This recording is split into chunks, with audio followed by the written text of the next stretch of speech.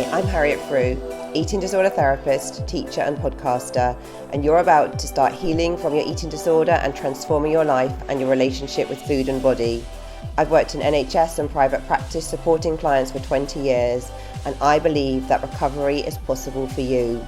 This podcast dives into expert interviews, evidence-based psychological approaches, and anecdotal tips from the therapy room from my years of experience. If you're wanting to heal your relationship with food, feel confident in your body, develop self-love and self-acceptance, and create a life of freedom and meaning, then this podcast is for you. Thank you for being here. And today I want to talk to you all about 5 things that you need in eating disorder recovery.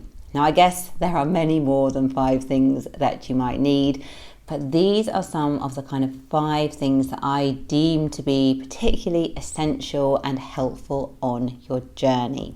Okay, so I'm going to talk through these things and hopefully it'll give you hope, inspiration and ideas for how you can make sure you've got some of these things in your life, on your journey, that you can kind of utilize and help you to keep taking those steps.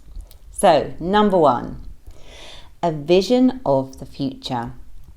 Now, I know it's very common actually for people with eating disorders sometimes to not really have much a vision of the future, to be living very much in a kind of slightly strange warped timeline of perhaps finding it very hard to think about anything beyond the first few weeks or months ahead. But I guess what we need to really remember is that eating disorder recovery is not simply about weight change or shifting your habits around food or even re-evaluating your worth and body image. It's about so much more.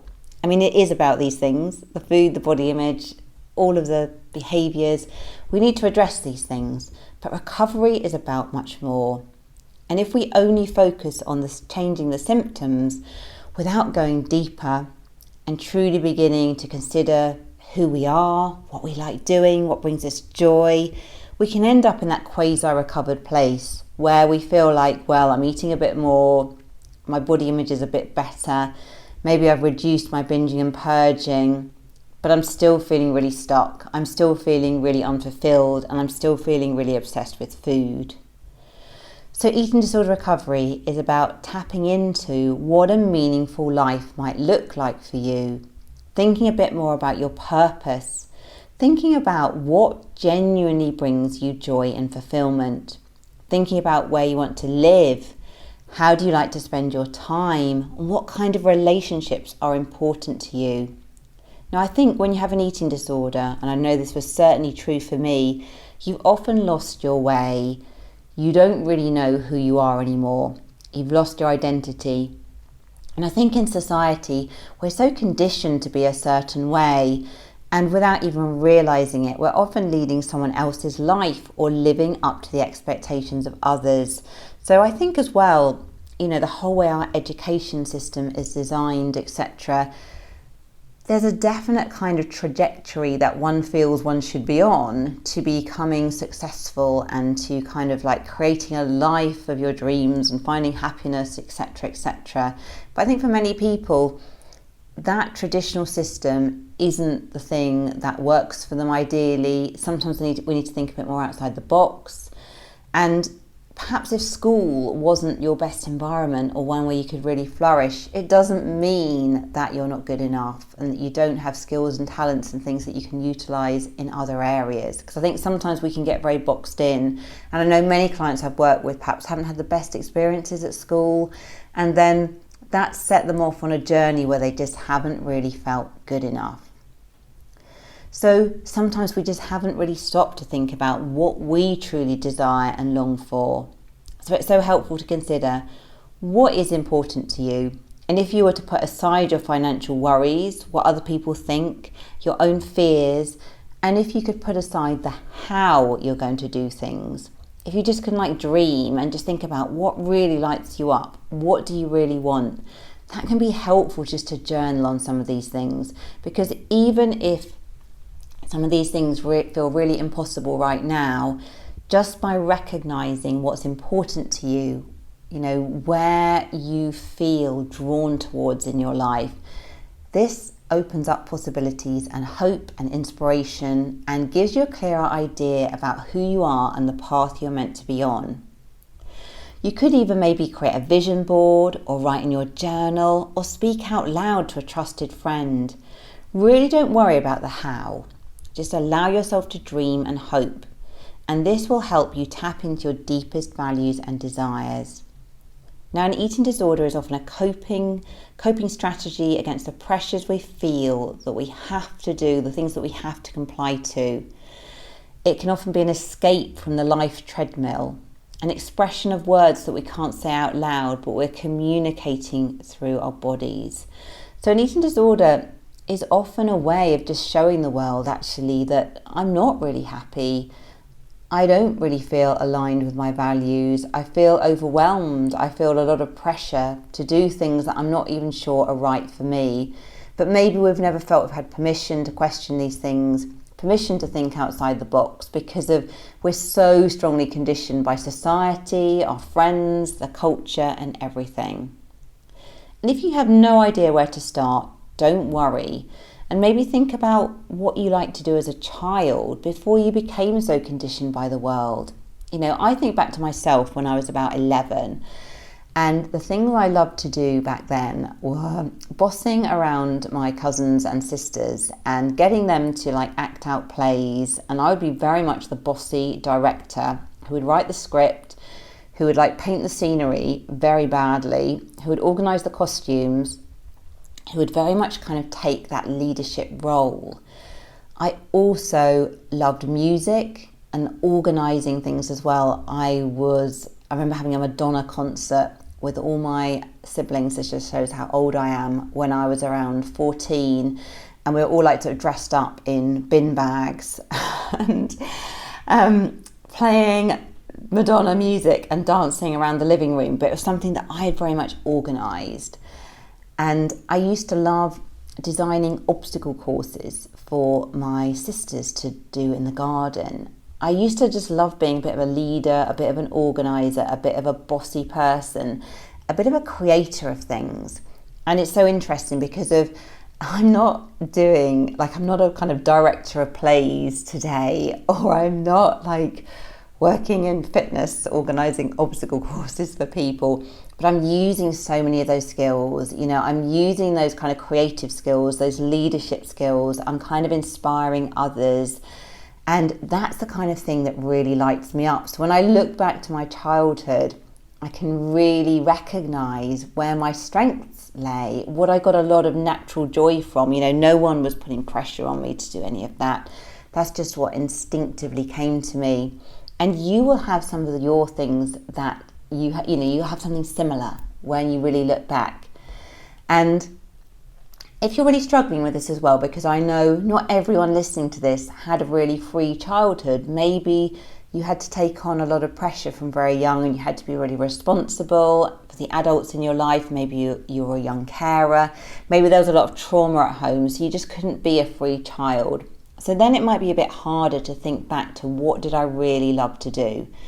But don't worry, it's never too late to get in touch with your inner child and to recognise your innate loves and desires, okay? So you can just very, very slowly begin to learn that as an adult and to begin to gently explore that. And there's no right and wrong with this, okay? I think we can sometimes feel like there's a right way to be, there's a wrong way to be, especially with all the kind of social media and perfected stuff we see. Now, I know in my own recovery, I decided early on that I wanted to support others with eating disorders.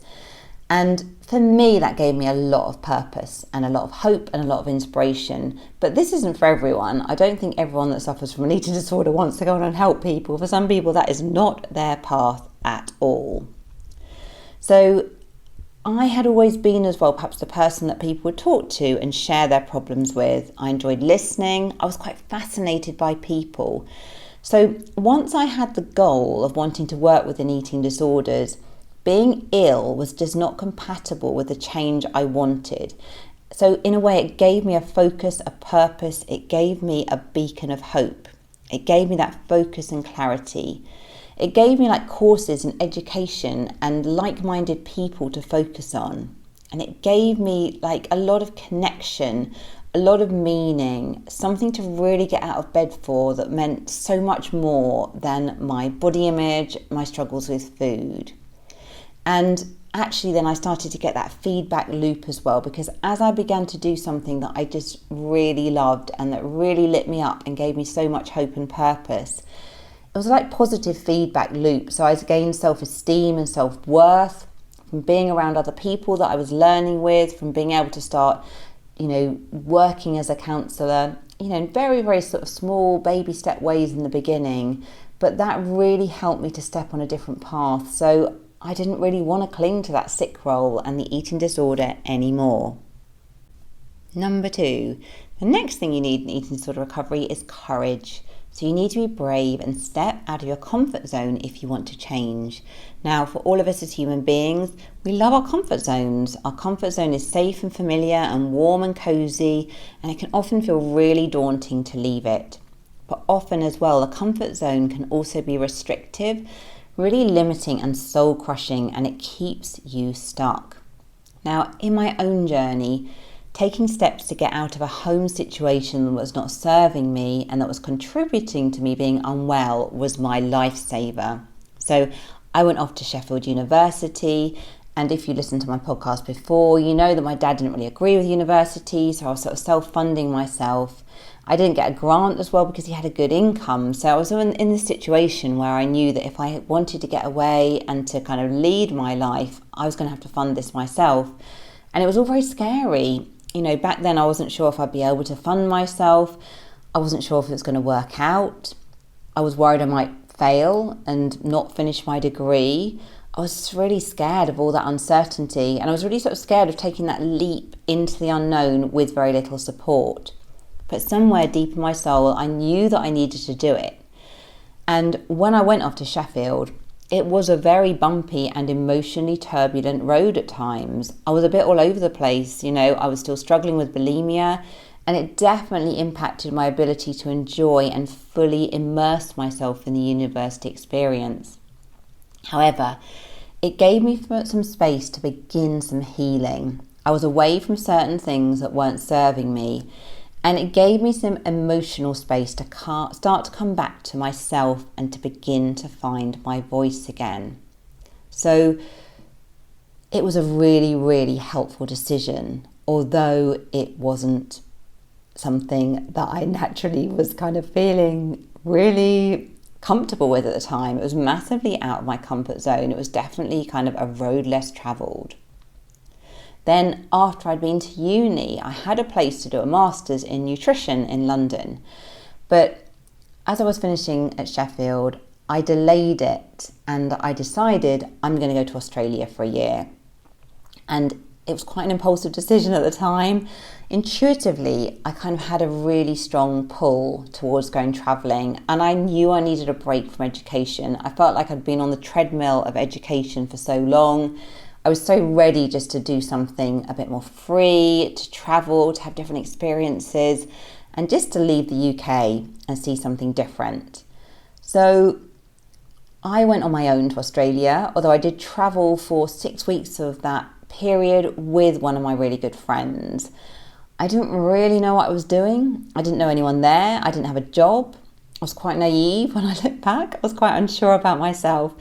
But it was one of the best decisions I ever made. And at the time as well, I wasn't really sure if I would still be able to do my master's because, again, I was funding my master's. I had written off 2 different organisations to get funding to complete my master's. And some of these organisations had agreed to fund me and support me, but this had been to go in a particular year. So then I had to kind of contact them and say, look, I want to go travelling for a year. Will you still fund me? And I thought, that this is going to be quite a risky decision because of if I'm prepared to go off and spend money on travelling, are they actually going to fund my master's? But anyway, they did. I was very, very fortunate. So, of course, not everyone's healing journey is going to involve travel or jetting off to places. I think, we're all different in terms of what we want to do, what is meaningful to us. But it might involve a change in your environment, stepping out of your comfort zone and creating emotional and physical space for yourself. It could mean leaning into things that feel scary, but also exciting and full of possibility. Now, I know for me, when I went off to Australia, I was still struggling with bulimia, although my symptoms were probably reduced from when I first went to Sheffield. But I was still struggling. It was still something that was sort of happening. I was probably still binging and purging once a week or something. And I was still quite preoccupied with my body image. I still didn't have the best relationship with food. But actually, going off to Australia, meeting different people, falling in love, going to different places, traveling, just having time alone, coming back to myself, it was such a valuable experience. And it would have been very easy kind of not to go at that time, just to think, will I cope? Will I survive? Am I just going to get myself in a real mess and a real muddle? But actually, it's one of the best things I ever did. And it really gave me some emotional space to do some healing, to help myself kind of get on the recovery road. And it was something right out of my comfort zone, which gave me a fresh perspective on everything as well. Okay, number 3, be your own cheerleader. Now, in our world today, it's so easy to get tied up in external validation. So we outsource our worth to others. We look to others for the praise, the permission, the acknowledgement and validation. Now, of course, although it's wonderful to have supporters and people in your life standing beside you and supporting your decisions, it's also incredibly valuable to develop this skill in yourself. Now, I haven't always been good at this by any means. I've often been my worst critic. You know, I've said before on this podcast that any time in the past when I had to make a decision, I would ask about 20 people what they thought I should do. I'd then be in a right old muddle because I'd be trying to listen to all those different perspectives, and then I'd be trying to please all those different people, and I'd be so confused. I just would not know what my own internal voice was telling me. So I have over time learned to rely more on my internal trust. And I think this increases year by year. You know, I can think in the last sort of 5 years, I've made some very big life decisions that have been almost quantum leaps of change. And that has involved a lot of digging really deep, a lot of self-reliance, a lot of inner trust, a lot of perhaps going against what people in my inner circle, in my family, might have thought was best for me. But actually it has been the right thing to be able to really lean into that intuition, lean into that inner trust, and to just develop that sort of self-trust strength muscle. And the great thing is, once we start to work with our inner wisdom, that internal encourager and supporter, you know, our own voice, our own wisdom, that's available 24/7 if we choose to lean into this. Whereas when we're relying on others, you know, other people sometimes are a bit unreliable. You know, we need people in our lives, we need people to connect with, we need our supporters and cheerleaders, but we need to be able to rely on ourselves as well. And we need to be able to have trust in ourselves to make helpful decisions. So this can show up perhaps with appreciating aspects of appearance. You know, we can be much kinder and validating of ourselves rather than relying on other people to kind of be validating these things. But I think more importantly, we can really lean in and listen to our own voice and acknowledge our different strengths, the different values we have, really get to know ourselves and back ourselves. And I'm just thinking back to a situation a few years ago now, actually, quite a lot of years ago now, actually, and I had to do a radio interview.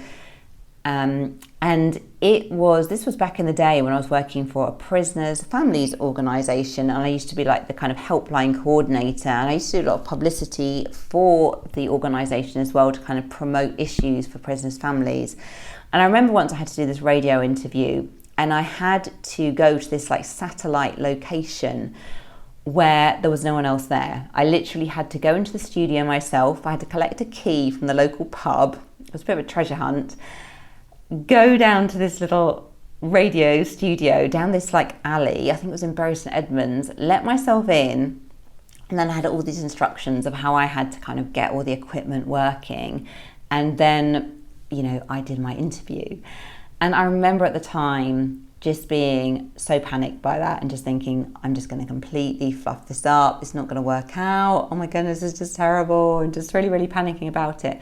But there was another part of me that was just saying to myself, Harriet, you can do this. It's all going to work out. It's going to be okay. And that's probably the beginnings of me being able to rely a bit more on that kind of inner voice, that inner wisdom, that inner trust. And actually, I did the radio interview. It was fine. I was actually really pretty happy with it. And every time we listen to our inner voice, we take those little steps out of our comfort zone, we build that self-trust muscle, and that is an amazing feeling. Number 4. So number 4, community support and friendship. So in my own recovery, friendship was absolutely as important to me as therapy, really. Perhaps even more so at different points. So particularly my time spent in Australia. So 6 weeks of my 7-month trip was with one of my closest friends, and she's still a really, really good friend today.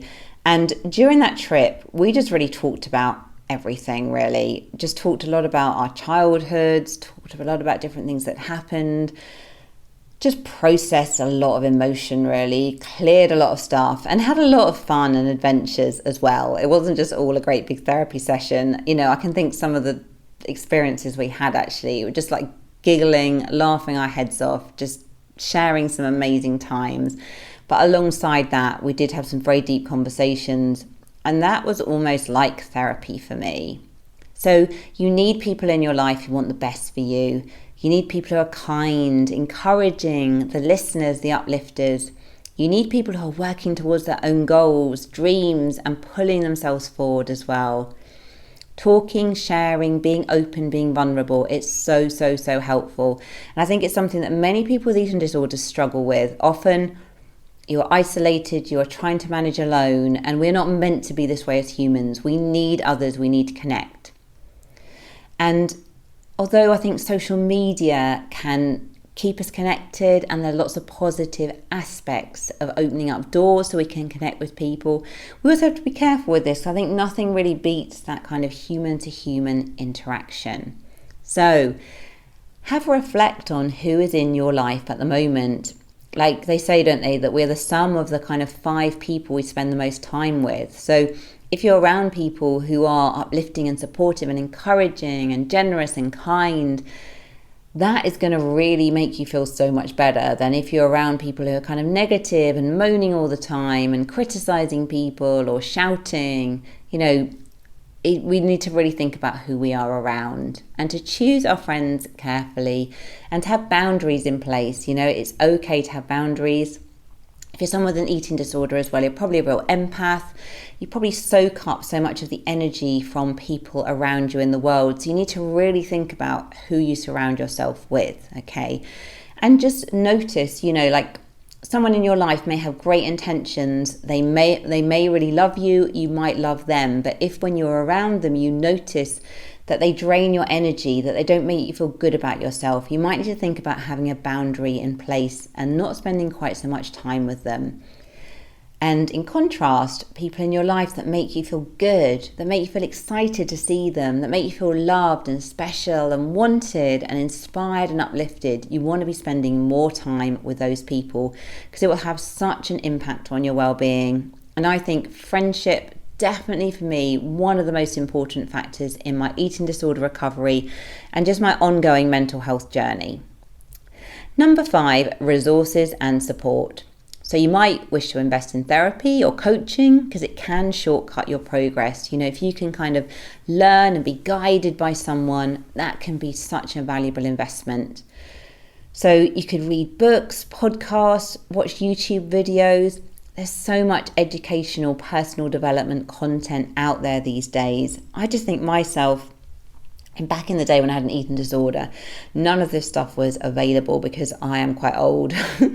But these days I have learned so much about other areas of personal development. You know, I've recovered from my eating disorder many years ago, but I'm still wanting to learn about business, about boundary setting, about relationships. I have learned so much on social media and immersing myself in the world of kind of like helpful educational podcasts and things that are really going to drip feed and change my mind, and that feels so empowering.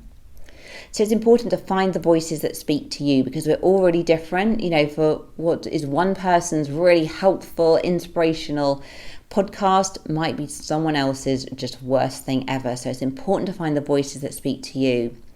But if you absorb yourself down these positive rabbit holes, you can work on so many different things. And the drip feed impact of like reading a book, listening to a podcast, watching a YouTube video, if you incorporate these things into your world daily, you are going to really shift your consciousness in a very different way. You're going to become so much more self-aware. You're going to really be able to impact your change process so much.